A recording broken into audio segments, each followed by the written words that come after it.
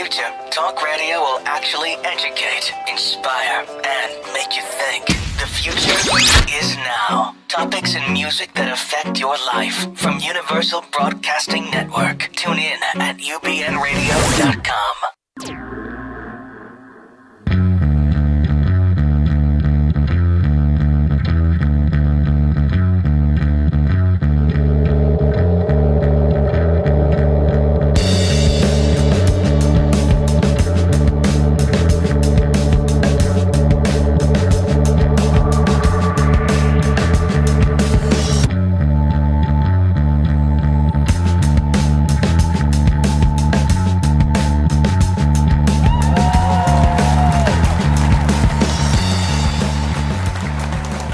Thank you. Thank you. Thank you to all of our loyal viewers and listeners from across this country and around the world. This is another edition of Focus with Ron Frierson. I am your host, Ron Frierson, joined again this week with my co-host, Mr. Woody Wilson. What's going on, Ron? Missed you last week, man. Yeah. Woody was in Miami last week. Miami Beach. And I was in Seattle this week. So yeah. Where would you rather be, Miami or Seattle? I think we both know the answer. Miami. Yeah, exactly. Absolutely. Yeah. Thank you to everyone for joining in. Hey, this show has been fantastic. And you guys are very, very therapeutic for me. I have a very busy and somewhat stressful life because of what I do for a living, and I look forward to Fridays. I look forward to Fridays. This is the time where I can allow some of my other muscles to flex and use some of my brain for something other than business and spreadsheets and all that type of stuff. Yeah. So thank you to our viewers out there. Yes. This was a week. This was a week, and I want to go into my rant like this. Just when you thought it was safe to go outside, you find out that there's only one, and Trump is going to be the Republican nominee. Wow. Never would have thought it. So what I'm going to do is I'm going to backtrack and spend a couple of minutes and kind of give you my thoughts on this entire process. Now, I live in Los Angeles, but I'm not a product of Hollywood. And out here in Hollywood, people don't like you to know how old they are. Hint, hint. But for me, I am 43 years old. And my voting age, I've been able to participate in a few presidential elections. And I've always been interested in politics. I've always been interested in history and things of that sort. And I feel as if it's a civic duty to vote and to become engaged in the ongoings of your community and your society. That being said, I cannot remember a time in my life wherein the entire process of becoming a nominee for a major political party has been such a sensational, tabloid type, reality show type environment. And I don't know what it says about our society, whether or not we're degrading, whether or not it's just a different ethic, a different culture. I don't know. But when I look at the Republican race, this surpassed anything that we've seen in the past, even the stuff that President Obama had to go through back in 2007, 2008. You think before. So? Yeah. Now, because some of that stuff that he had to go through was to be expected. The first minority in this country has that hazing sort of ordeal they have to go through. Even President Kennedy, back in his time, had to go through a bit of hazing because he was Catholic. And they were wondering whether or not his allegiance would be to the country or to the Pope. Right. So you have that underlying, xenophobic and sometimes racist element that comes from the scars of our past, being a slave-holding country and stuff. Those little deep-seated sins sometimes come to the fore when we have to deal with the minority being thrust into office for the first time in this country's history. But in regards to just, the circus that was the Republican process, I've never seen anything like it. No one has. Yeah. We had 17 nominees to start with. We had accomplished individuals that actually held office.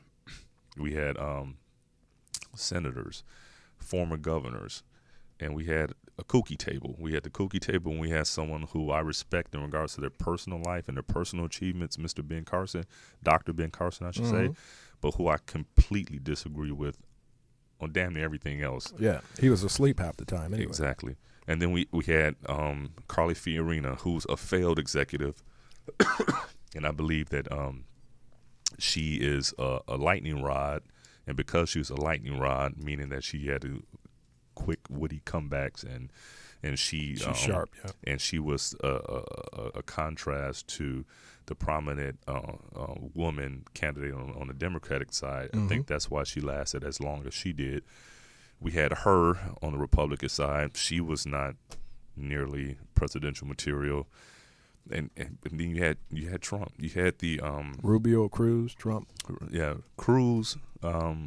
He's a senator. Smart guy's a senator, but he legislated, and I believe before he's in the Senate, he was in the House. Right. Rubio.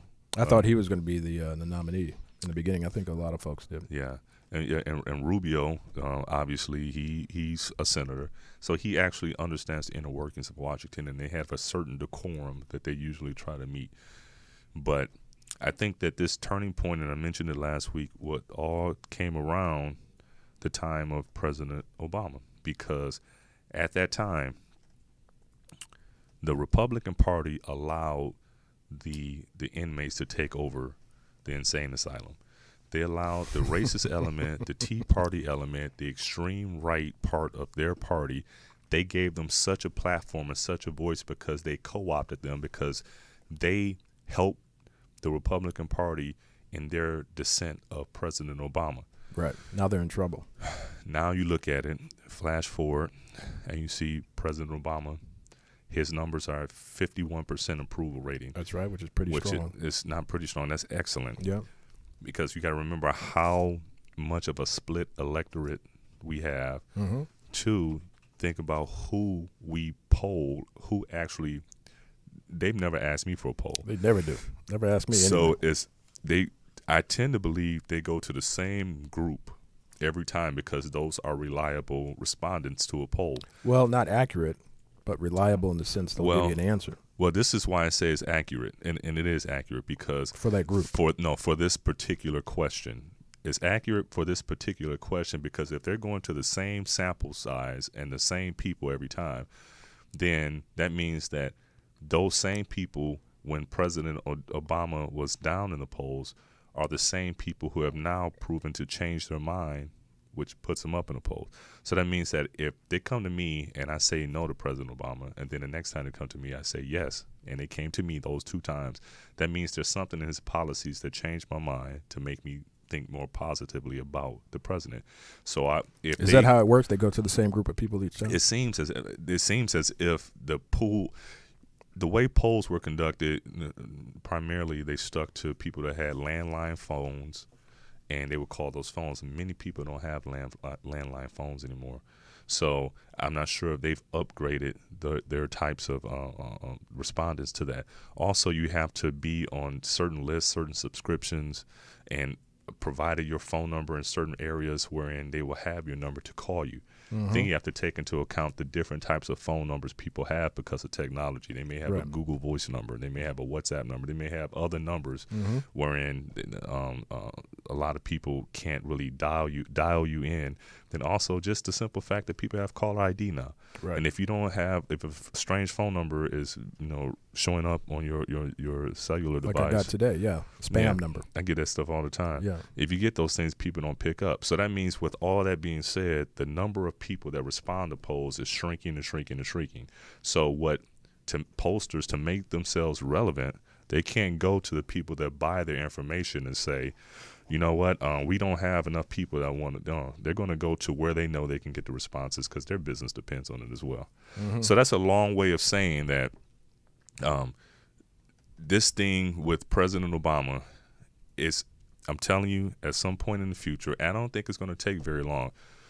Even the people that were against President Obama for legitimate reasons, not the people that were against him for tribal reasons, that silly, ignorant stuff. Right.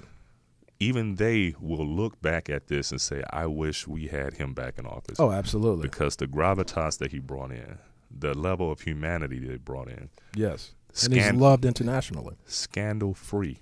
Scandal-free. Let's keep our fingers crossed. No. He's not out yet. Yeah, but I think that with the type of dissent that comes his way and the number of, let's just be honest, haters, yeah, if there was anything remotely, upsetting about him, his reputation, or they would have. He's got to be super clean. Think of how many times they tried to set him up. Oh yeah, while he was in the office. So, absolutely. So yeah. So all that being said, we're going to look back and say, between Trump and Hillary, they are number one and number two of the most disliked public figures, and we have to choose between those two for president. The lesser of both evils, right? I would choose Hillary. I am choosing Hillary. I might as well say it right now. Yeah. And Trump would be a complete disaster for us. Well, listen, we have to be careful because Trump is gaining momentum. The thing I like about Hillary is that she'll continue with Barack Obama's policies, President Barack Obama's policies, and I hope think so. That's a good. Yeah, for the most part, she will. I'm sure she's going to. I think do her thing. But there's just a point where in many of them she's latching on to President Obama because she's no fool and she's a smart woman. 51% approval rating. There you go. If President Obama's approval ratings were to dip, she'd switch. Because remember earlier on, there were areas where she was saying that she was different from the president in regards to certain issues. Mm-hmm. So she's still a politician. Yeah, But in aggregate, in mass, I would say that the president's policies, for the most part, have taken us to a better place. Are there areas where there still needs to be improvement? Of course, always will be. But then when you think about that, even Donald Trump, which I said he's dangerous, but he's dangerous because sometimes he sprinkles in some common sense. Sometimes he sprinkles in some universal truths. Yeah. And that's why he's dangerous. If everything he said was always wacky, we could easily marginalize him. But he doesn't do that. So I like some of the points he makes. Yeah, so the point that he made that was honest, he said that that he's going to have to try to compromise with Congress, because if he doesn't, then he's going to have to pass all of these executive orders, because that's what President Obama had to do because Congress wouldn't let him get anything passed. Yeah. So this is the reason why he had to issue so many executive orders. And then because they wouldn't bring some things to a vote. They wouldn't bring an immigration bill to the floor. He exercised his power. So he had to. Yeah. And then they'd turn around and complain about him. Well, they tried to sue him. They tried to counteract it by taking him to court. But, Trump has a meeting with the Republican with Paul Ryan. Well, Paul Ryan, the Speaker of the House. This weekend, right? Is that this weekend? It may be this weekend. Paul Ryan stopped short of endorsing Trump until they have this meeting. He wants to see what's going on. If I were the Hillary camp, I would take note of all this and use it in the general election, because if you're the Republican nominee and you don't even have the support of your Speaker of the House, the head of your party, the number one Republican, the head Republican, he is the head Republican. In the House, he's in the succession period to become the way it works now. The succession to the White House. Let's just say, God forbid, and hypothetically, if something happened to the president, then the vice president steps in. If hypothetically and God forbid something happened to the vice president, then the Speaker of the House is the next in line for succession. So that means that this Speaker of the House, who happens to be a Republican, Paul Ryan out of Wisconsin, he is the most powerful Republican in government now. Right. So he is the standard bearer for this party now. And he does not support Trump as of today. As of now. As of today, he does not support what will likely be the Republican nominee for the office. That's scary. So if I were Hillary, I would play that to the tilt, saying, listen, your own Speaker of the House doesn't consider you, and not just him. But I think that makes him stronger, because the fact that who these people are, we'll never know. But they're obviously backing Trump because of the fact that he is contrary to what is normal politics. They don't care how eloquent this guy speaks. They just know that he's talking their language, and he's going to try to get in there and disrupt the whole process. And, there's something attractive about that. He has no allegiance to any outside, constituents or folks that donate to his campaign, and he doesn't care about that. He's just speaking from his – and so that's the attractive aspect about it. So they don't really care. The Trump supporters don't care. Yeah. If Paul Ryan backs him or I not. think and I think he said as much. I think he said something to the effect that he basically is not he doesn't really support Paul Ryan at this point either. Yeah. Maybe they can reach some sort of meeting of the mind. Can you imagine that? It's only Trump. That shows to me that he's a megalomaniac and a narcissist. That? But all that being said, you make a good point. One of the things that is a result of of Bernie Sanders and Donald Trump is that they are forcing the quote-unquote establishment, which is a bad word these days, they are forcing them to take a look at what's going on and how they've been conducting business as usual. For the Republican Party, the thing is that they are pretty much losing their party. They are becoming, as they have been for the last 2 or 3 election cycles, a predominantly white male Southern party. Right. There's a line drawn down the middle. And they are losing. And then within that group, those groups, the fact it's like more white males. I should say a Southern white male. Rather than saying white male Southern party, it would be a Southern white male party. Right. Meaning that Southern whites and then maybe some of the plain states tend to look at him because Trump, right? Trump. Yeah. Because this party, the Republican Party, is not what it was. Colin Powell claims to be a Republican, but he doesn't agree with much of the platform. There's a whole lot of Republicans that don't agree with much of the platform. But you know what I think overall? I think this country, when Barack Obama was elected president of the United States, it proved to me that the country is now more educated and exposed, greater exposure to other people. Because for the longest time, the average white guy was one that would not, or white person was not one that would elect a black president. Mm-hmm. But through education and exposure and just general evolution. So the scales have tipped. So now Trump is now on that bottom half of the scale, but there is still a large group of folks that are still backing him. I think is what we call, it's what I call civil evolution. Meaning this is that no matter where you go, if you're in a small town in rural Iowa or in a big city, you're not going to be in a world wherein there's only people like you. It's going to be diverse. Everyone knows of biracial relationships, right. Children of biracial heritage. Yeah. The most of the cultural things that we consider cool happen to be coming from minority communities. Right, especially in metropolitan cities. Yeah, many of us in our everyday lives, we deal with people of other cultures in the field of medicine. Right. And so there's no way that everyone's going to stay in their yard. Yeah. Because it's everyone's yard at the end of the day. So I think that but there's still some people want to believe like this is 1950s or before, where everybody they're just going to be like me, look like me, and this is the way the world needs to be. And it's just not what. That's not the way it is. I mean, the Ku Klux Klan still exists, So there's groups of people that just don't get it. They don't understand. Yeah. I mean, if you call yourself a Christian, you've got to believe in Adam and Eve, right? Mm-hmm. So how do you think you're superior to anyone if you're truly a Christian? So I mean, it's just ignorance, lack of education, exposure, and unfortunately, those folks are backing Trump predominantly. Those folks are backing Trump. We spoke about this before. And Ben Carson is the one African American that endorsed Trump. What? And I don't understand that. Yeah, well, in a way, you know who Larry Elder is? Yes, I do. Okay, so you think he backs Trump as well. Is he endorsing him? I wouldn't be surprised. Larry Elder is that one guy that would say that, Rodney King was wrong. He was traveling.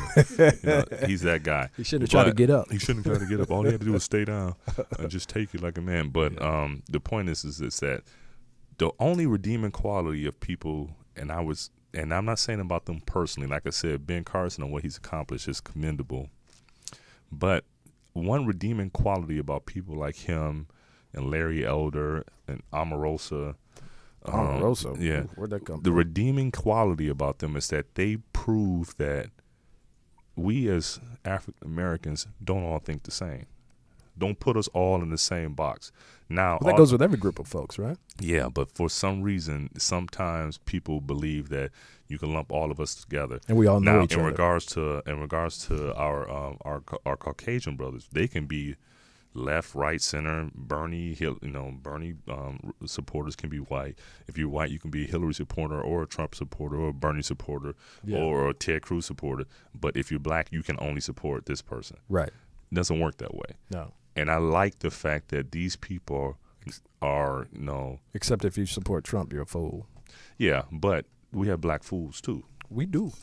Exactly. So that means that the moment that I'll know that we are truly closer to what we can be is when we are adequately dispersed throughout society and different thoughts and different things are taken into account and we're not lumped into one particular basket. Right. Now, there are universal truths that I even hope Larry Elder or Ben Carson can get with. That we like chicken?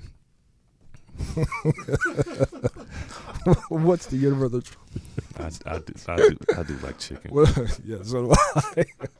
I think everybody likes Was chicken, it Dave Chappelle that said, listen, I thought the fact that I like chicken was just because it was delicious. I didn't know it's because I was genetically predisposed to liking chicken. Woody, we miss you when you're gone. Oh, good, man. Yeah, I'm glad to hear that. So what I was going to say is that with those guys, there are universal cultural truths in regards to the effects of slavery, to the effects of civil rights, and the effects of poverty. And you will hope that culturally they understand these cultural truths the same way other minorities, let's say our Jewish brethren, how they have Republican and Democratic Jews. They have right-wing neocon Jews, and they have liberal Jews. Right. But when it comes to the universal cultural truths about that in regards to the Holocaust, there are certain things that this is an agreement, and these things cannot be argued. They can't be argued against within the community. Right. So as long as these guys like Larry Elder and Ben Carson understand the cultural universal truths that come along with what it is to be black, then that's perfectly fine with me that they have a different political sway. Yeah. We should, but they have to understand the experience. Yeah, and you will hope that they do. But there's always some people who just hate who they are, and I'm not saying that they are some of those. Maybe they just have a different philosophy on life and things of that sort, and you have to respect that, and that's just what it is. Well, I think the more successful you become, and then you, for example, your kids are in private school and they're living in better neighborhoods, would tend to be lesser group of minorities, and so they grow up to not that that's all the experience, but you have to really kind of interact with folks that are like you to really understand and get that exposure. Okay. Yeah, well. So if you become a Ben Carson, that didn't happen to him because he grew up in Compton, in Detroit. Yeah. But I can see where, from that experience, you may grow up and not really understand, especially if you're well-to-do and grow up under those circumstances. See, that's you don't know how much a gallon of milk is. But that's that's different. When I said this, that's different from what I'm saying. This is why that's different. What you're speaking to is more socioeconomic. I'm talking about it develops that type of character. I'm talking about no, not really develops that type of character. What I'm saying is more culturally, historically based, and more based on history or culture. Because you can grow up as the son of a two-parent black household and both prominent doctors, and still grow up with the awareness of what it means to your culture historically and what things that you've dealt with. Right. And so, and that's something different. Not every black person grows up in the hood, and so it shouldn't be thought that way, because that's what many of the majority think. They think that all of us just came up in the hood and we all just, eat chicken, So we have a caller calling in. Caller, thank you for calling in. Can I have your name and the city you're calling in from? This is Kareem Webb calling from Los Angeles, Ron. Kareem Webb, how you doing, my brother? How's it going? I'm phenomenal. Woody, how you doing? I'm doing fantastic, man. I'm glad to be back. Man, I had to jump on this one, man. Thank you for jumping in on this. What do you have? Well, what do you have for us, Ring? I think they hate themselves, man. Ward Connolly, Clarence Thomas. I think some people get some inkling of success, and they really just have some sort of condition or issue with, hence they come, and they're angry about it. It's such a minority of us that take positions that are detrimental to the majority of us that I think it's not about leadership. It just speaks to some sort of sickness that they have, and I think it has something to do with their own self-identity. And you notice none of these men are ever attractive people. They all ugly as hell, and I think they mad at the world. Is true. I really believe that. That they have some sort of self-hate, self-loathing issue that would make them feel like the least of these don't matter. And many of them have benefited. Larry Elder, Ward Connolly from the state of California, and others, Clarence Thomas, who benefited from policies that, by and large, many of them were champions to defeat. In California, you look at the UC system and the number of black students that get accepted into the UC system, or even in contracting. In the state of California, you've got these laws that prevent, if there to be any, I think the word set aside is wrong, but any preferential treatment to communities or people that have been, disadvantaged over time. Populations, Yeah, and these guys, it's the Ward Connolly's of the world that are, were the proponents of Proposition 209 that really killed it. And cities and municipalities and nonprofit organizations and political strategists try to do everything that they can to find ways around it. You hear terms like disadvantaged businesses, right? Rather than dealing with, specific like African American owned business or Latino owned business. Exactly. And so you get these terms, and you just, but the realities of the law make the impact or the possibility for the impact of contracting, educational opportunities, all of those things, much less than what they could be. Yeah, I'm with you. For communities that are disproportionately marginalized, especially coming out of the Great Recession of 2008. Yeah, you look at I'm with you, Kareem. Have recovered. White households nationwide have recovered and actually have more equity in their homes, and their incomes have risen in 2008. That's true. Whereas equity, home ownership rates, and average income for blacks has gotten worse, and the disparity has gotten greater. Yeah, that's true, Kareem. Kareem, let me cut you off right there. You taking up all of our time with all this truth you spitting. You got me over here. Truth. You almost about to bring out the choir in a second. I'm just nodding my head. We're nodding our head the entire time. Yo. You make a very great point, and I hope our listeners got a chance to listen to that. And Kareem, I'm going to see you tomorrow morning at the breakfast you're hosting, right? Yes, sir. Okay, I will be there, and thank you for calling in. Thanks for calling, man. We're going to comment on what you just said off the air.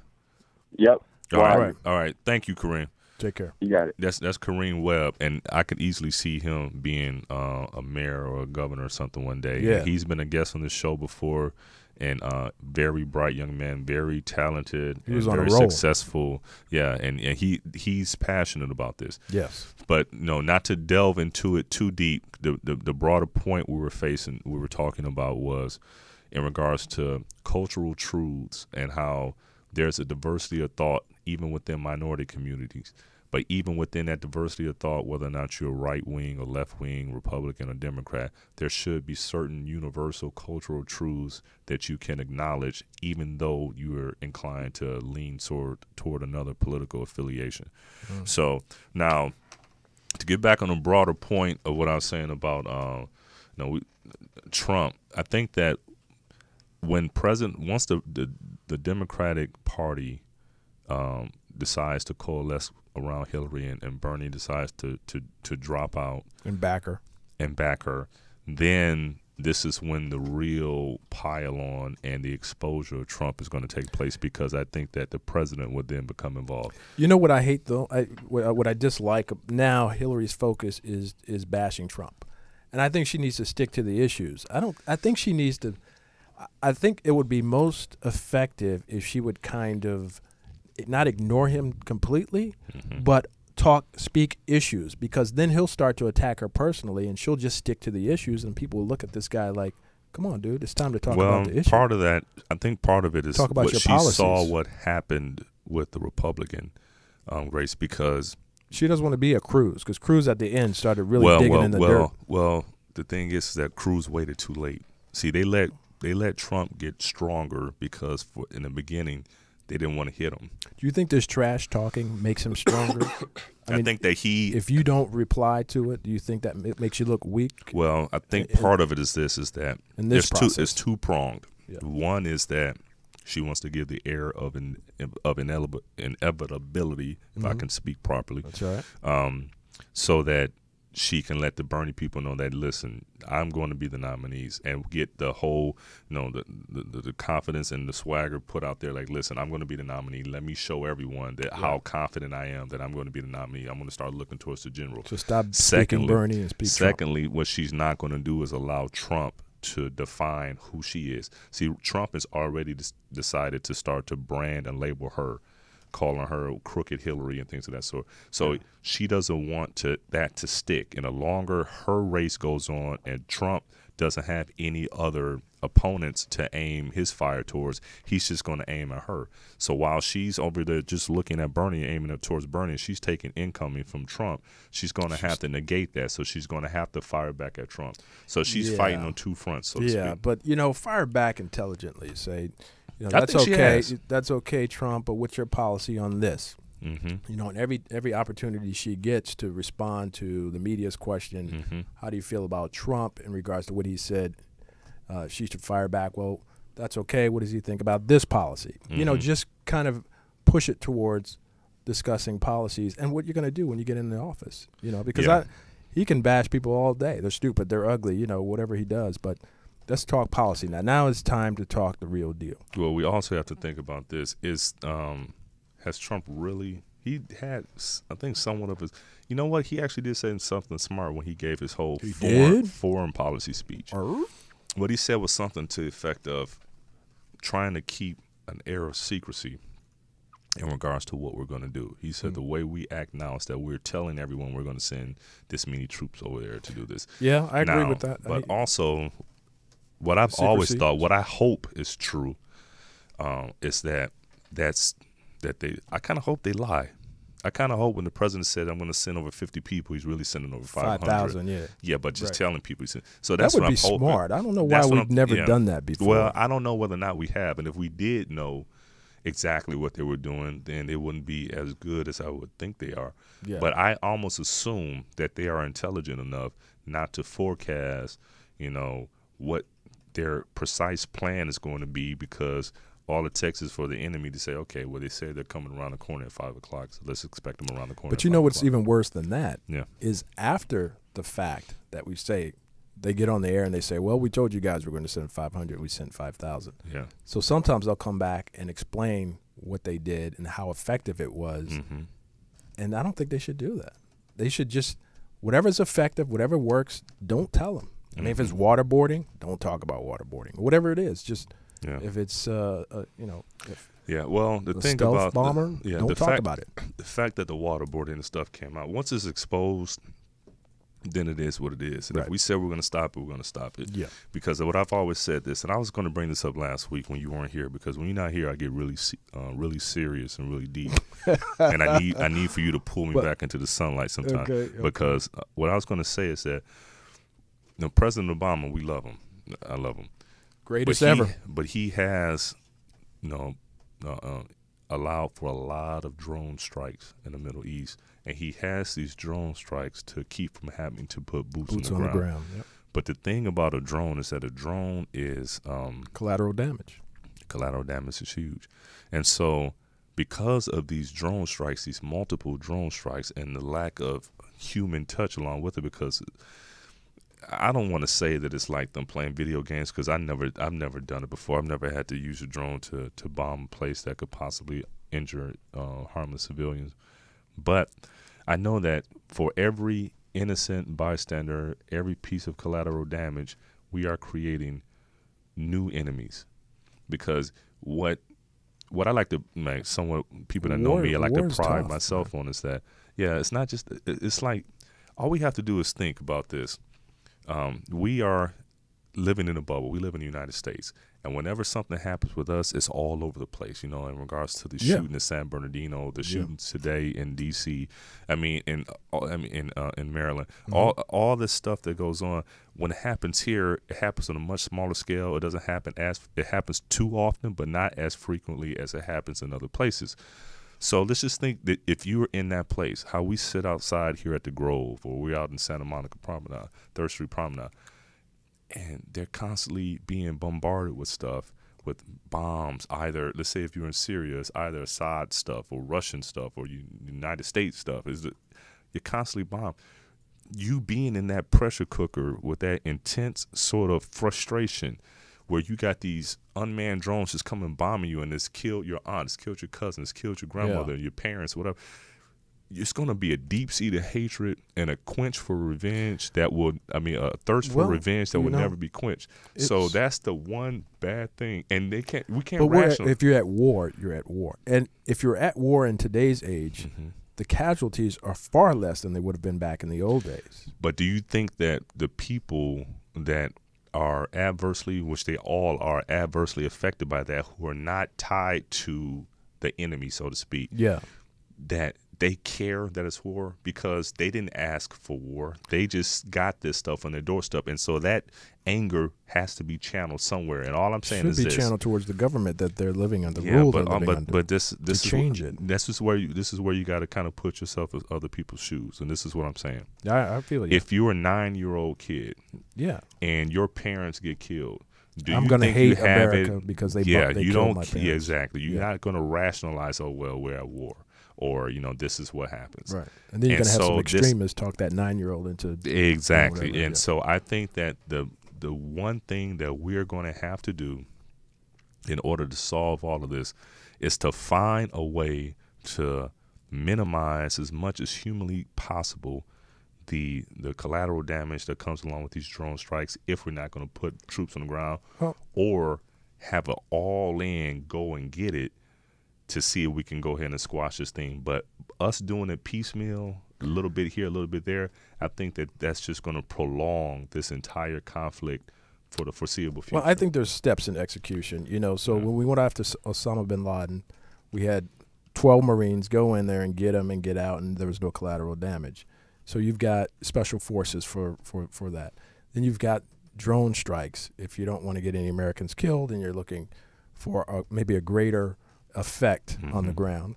And then you've got, your air attack, F-16s, and you're still putting someone, there's a man in the plane, he's flying over, or F-15 bombers or whatever it might be. So I think based on, the lack of casualties from the U.S. standpoint, you really have to look at your arsenal, and you have to choose which weapon you want to use in order to be effective and get the result that you want. Yeah, I'm sure that if you're at war, there's going to be casualties. Yeah, exactly. Yeah, well, and unfortunately, that's true. That 9-year in the scenario with this 9-year-old kid, that's how we kind of develop more extremists and that's the key. So the point is that there's the short-term battle and there's a long-term war, and we will win battles like none other, because we have the most powerful military that the world has ever seen.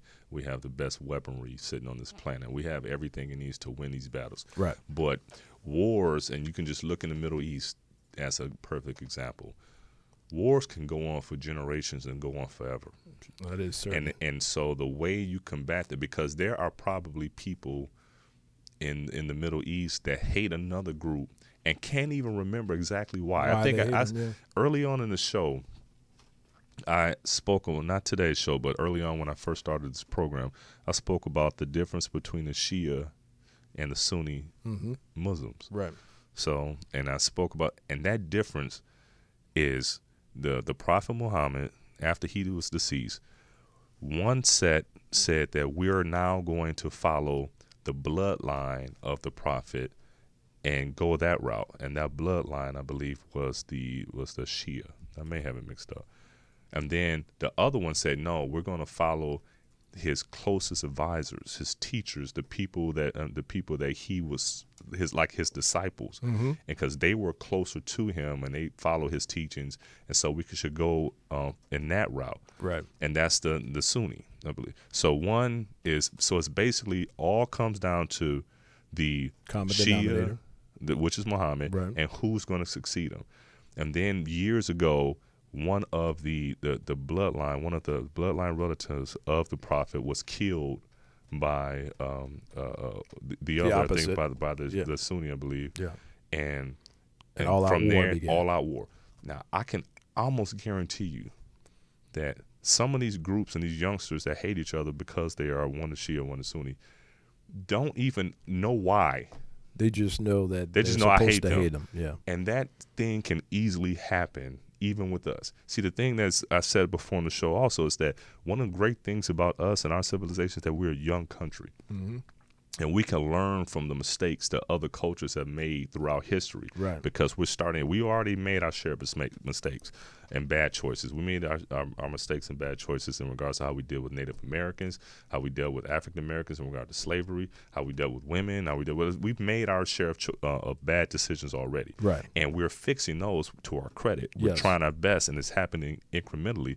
But what can also happen is that we can get bogged down into these certain areas because it's easier to not deal with it as much if we don't have a draft. Basically, we can live our lives without being touched by the war, and only the military families can be touched by it because we don't have a draft. So it's a volunteer army. And the fact that it takes place far away and we don't see the carnage unless we look at it on the news, and they don't show all of it on the news, so we're somewhat removed. So because of that, we could be starting a process of having generational types of enemies going forward into the foreseeable future, and we'll wonder why they hate us. But I think President Barack Obama has decelerated that process because we didn't go into Syria, right? We're avoiding a lot of the confrontation that exists in the world today, and if drones is the answer to that, there are less casualties, which means perhaps there are less people that are going to hate us, right? As opposed to going to war and invading a country like we did in Baghdad, which I think destabilized the whole Middle East. But I think we're from a presidential standpoint, from the United States of America, I think we are less involved in conflict than we were certainly when President Bush was. Well, no, actually, President Obama has, I get it, but even though he's facing more, it's like there's always a downside to whatever. There's nothing that's completely clean. And so this is the deal. I don't want us to think that, okay, so what we're doing on one end, we're avoiding having to send more troops into harm's way because we have fewer troops now, because there's fewer people enlisted in the military. And then also because of technology, maybe we don't need as many foot soldiers as we needed in the past when everybody met on some battleground and went to war that way. So all that being said, there's a downside to this. So we use the drones and things of that technology provides us so that we don't have to send in more troops. But the downside of it is that a drone is a drone, and a drone can't have the human type of interaction where they can look in someone's eyes and decide not to shoot that kid because that kid, okay, let me not shoot now, we're here. You can't do that with a drone. So I understand, and they have to do a political calculation. I'm sure that in the Pentagon somewhere, and when they get the okay from the president, they have to give him a study. They pull in all the equations of what the percentage of casualties could likely be, and if it reaches above a certain number, they probably don't go with it. But even they have to come up with a level of say, okay, this is acceptable. Right. This is an acceptable percentage of casualties that we're willing to go through with if we decide to go onto this mission. So I'm saying that we don't know what that threshold is, but whatever it is, whatever falls within that threshold, the longer this war goes on, even if it's only 10% of the population, man, that's a huge percentage. Let's just say it's 0.5 or something like that. Yeah, well, let's not even put a number to it. Let's just say it's an ultra minority part of the population. Over a period of time, the longer this goes on, that population numbers-wise will still increase, and that frustration will increase because the numbers are still there. I mean, it's like me giving you a penny a day, or a penny a minute for 5 years to give you a penny a minute for the rest of your life. Yeah, but the better our technology becomes in terms of warfare, then the less I think those numbers will start to subside. I certainly hope because so. they get a lot of these guys in vehicles, in cars. They always talk about the guy who's driving. You've been watching Syriana and movies like that. Yeah, I've been watching all that stuff. But they follow them, they get in the car, boom, they get rid of them. So hey, you know what? Before we start to get, because we're getting late in the show, I understand that we have another segment of Word to Your Mother. Word to Your Mother. Because Woody is back. I'm back. I got to get my mind right. Get your mind right. Okay, everybody. For those of you who don't know, Ron Frierson is quite the wordsmith. Very intelligent guy. I have my moments. Almost as intelligent as I am. Very close. Very but what I like to do is throw a couple of words his way, 5 words, and I'll spell them. You have to spell them. And he will tell me the meaning, the definition of the words. And if he gets them right, then he gets rewarded with a word to your mother. There you go. All right. I like that. That was a little bit different there, Jarvis, because it actually seemed to last a little bit longer. Jarvis is on point. He on point today. He likes to hit that buzzer, though, so you better not mess up today. Okay, let's go. Okay. All right. Spurious. Spurious. Yes. Actually, I'm not supposed to pronounce it. You're supposed to give me the pronunciation. Spurious. Oh, yeah. Spurious. That's fugazi. That's like fake. Like it's not real. Yeah, it's not plausible but false. He had to throw that little plausible but false. Word I to said your it was, mother. it was fake. Yeah. All right, you got that, man. I'm gonna give that one to you. All right, worry. W-A-R-Y. Damn, there I did it again. Wary. Wary, not worry. Like don't you worry? Wary, yes. Because I'm glad you spelled it. Because if you said, it sounded like you said W-O-R-Y. I was like, man, W-A-R-Y. If you know it, if you're on Facebook and you know it, and you're watching the show, go ahead and send your comment right now. The definition. Don't of send word. it because if I'm not watching. I mean, they're the comments. It's cautious. It's like you're wary. You're That's cautious. Right. You're alert. That's right. Word to your mother. Thank you. I'm glad you spelled it too. I'm gonna spell this one for you. It's your country, so. B-R-U-S-Q-U. Oh yeah, that's easy. That's like. Pronounce it, man. For the like brusque. Brusque or brusque. B-R-U. I say brusque. S-Q-U-E. Yeah. Okay. All right. Word to your mother. But no, he's got to get that definition. He didn't. That was premature, Jarvis. Okay. But I like it though, Jarvis. Call that a no, bonus. he's just assuming you're gonna call get that the a word. bonus. That's brusque. Brusque. Isn't that like being like blunt or like abrupt? Like rude, marked by rude or preemptory shortness. Blunt. Yeah, there you go. Word to your mother. All right. Let's see. S-A-G-A-C-I-T-Y. Oh, sagacity. That's like showing good judgment, right? That's like somebody that shows good judgment. Yeah, to understand the ability to understand and discriminate between relations. So that's good. Actually, I kind of guessed that one. That was good though. That's. I'm gonna give you that Word to one. your mother. What's that definition again? The ability, the ability to understand and discriminate between relations. I've heard of sagacity, and okay. Sagacity. Yeah. No, I heard of sagacity. Okay, good. All right, cool. Is I'll that take it? I'll take it. One more. You ready? You can write this down. S-U-R-R. You know this one. S-U-R-R-E-P-T-I-T. Serendipitous. I already know. No, not dipitous. Okay. I don't know. Was that buzzer working over there? He should just get that one wrong automatically, cutting me off like that. Here we go. S-U-R-R-E-P-T-I-T-I-O-U-S. Surreptitious. S-U-R-R-E-P-T-I-T-I-O-U-S. S-U-R-R. I don't know it. I don't think you spelled it right. Ooh, I love that sound. Man, that's loud, man. It is loud. It gets loud every time. I know, man. Marked by quiet and caution and secrecy. Yeah, I wouldn't know that. All right, well, you got 4 out of 5 today. That's pretty good. You sure you spelled that right? Man, pronounce it, man. Pronounce it. I don't mess that up, bro. You can work on that. I'm gonna work on that. Can we give him a little applause or something? Thank you, my studio audience. We appreciate that. Thank you. That wasn't too bad, man. 4 out of 5. Yeah. Hey, thank you, Woody. And I think that some of the words that you gave me, I think you need to learn how to pronounce them. That's your job. I'm glad. Well, sometimes, I mean, you said worry for a minute. No, I said don't worry. you worry. I mean, worry. Okay. Hey, President. Hey, Harriet Tubman, $20 bill. Yeah. You see what President Obama said, and we got some real serious Tubmans, something like that. Yeah. I wish they would make her smile a little bit. She looks like, you told Harpo to beat me. That's kind of how she looks. Woody. I mean, that facial expression, that's just, they need to. That's Harriet Tubman. She can look. I know. What would she smile? You think she had like? I don't want her to smile, But have you seen? I mean, listen, it's that one photo. She was oppressed, trying to get free. You think she's worried about trying a selfie stick? No, or something? I know she's not a glamour girl, but I'm just saying. That's you told Harpo to beat me. That's terrible, man. I'm sorry, man. It's terrible. Hey, but you saw that President Obama went to Flint. Oh yeah, he went to Flint. Yes, he Shine did. the spotlight down there. I'm glad he did. And he told the people that he has their back, and to that community, that means a lot. Yeah. Hopefully, it's backed up with actions.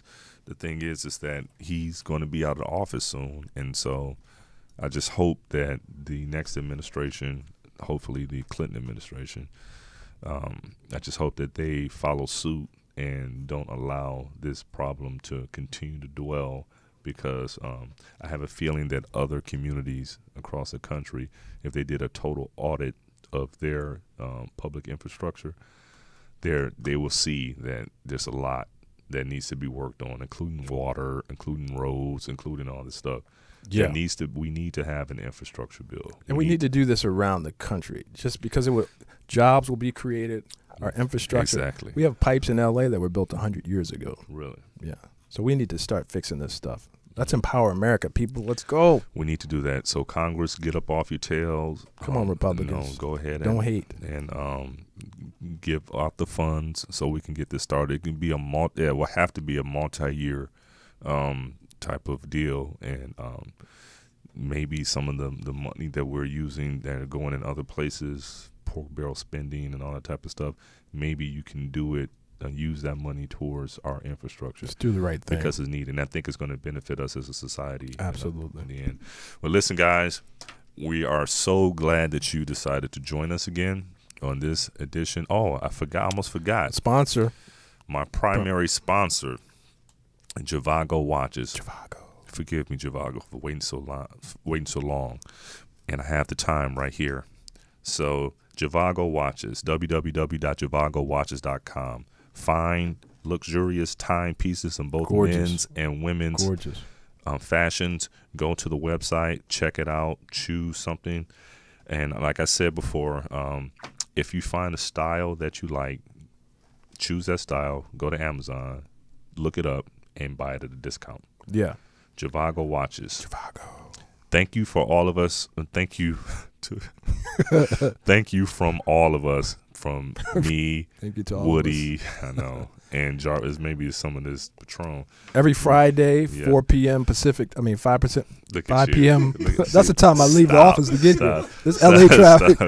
I'm like you. Thank 5 you p.m. from Pacific me, time, Woody, 5 to 6. and our producer Jarvis for joining every us this Friday. week. Every Friday, 5 p.m. Pacific, 8 p.m. Eastern. Yes. And feel free to call in and shoot us off an email if you want to reach us and give us topics or comments on the show. You can reach us at Facebook, and that's a fan page on Focus with Ron Frierson. Or you can reach me at ronnie.frierson@gmail.com. In the subject line, put in Focus. Yes. Thanks to all of you. Have a great weekend, and we will see you next week. Don't drink and drive.